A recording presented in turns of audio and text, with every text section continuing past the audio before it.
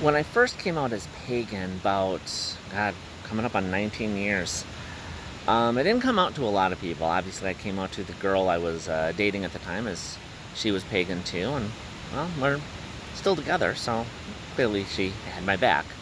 I also came out to my best friend at the time, and he was a little less thrilled about it. He was Christian, and we were actually about to sing in his church choir together. So he was a little wary on that, but I still sang. Still my best friend, and he was supportive of that. One of his roommates was Pagan as well. So the next time I went over there, his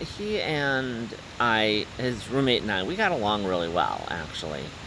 But when we went over there, he took me aside, like into his room to talk privately, you know, which was fine by me because his was the only room where you were allowed to smoke. And I was a smoker at the time, so we're sitting there smoking and talking, and he's asking me questions about, my intentions and all that kind of stuff. And, well, I was ready to learn.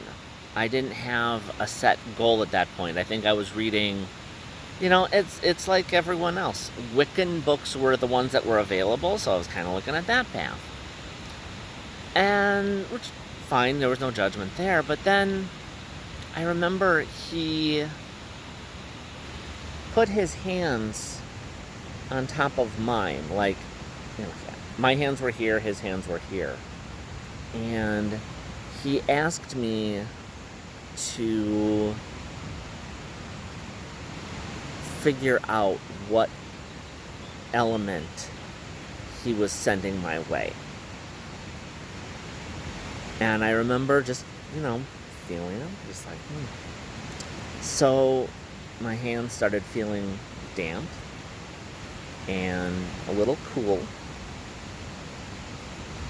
And so my first thought was water. And the disappointment on his face was just palpable. Like, he didn't even try to hide that he was disappointed in me.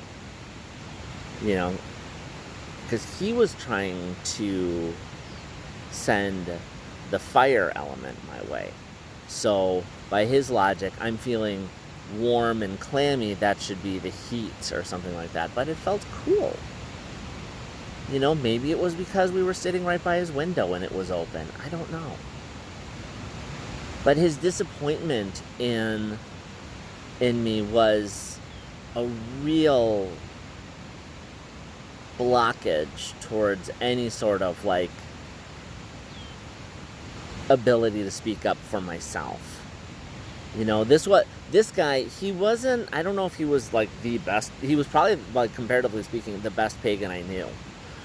And I know it shouldn't be, and I know it's not measured that way, best, better, whatever, but he was dramatic too. So he really wanted to make it feel like his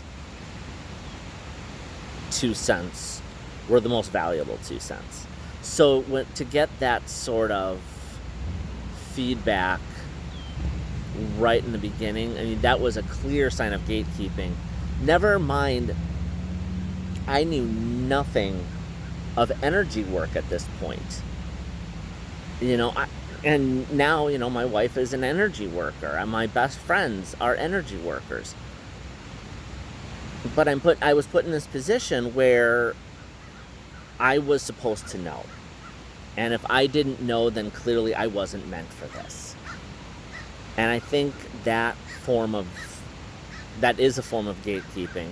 And I think it's what made me so afraid to make mistakes moving forward. So it's for me, it just became easier to do nothing rather than do something and be wrong. So that's why I'm not the biggest fan of gatekeepers.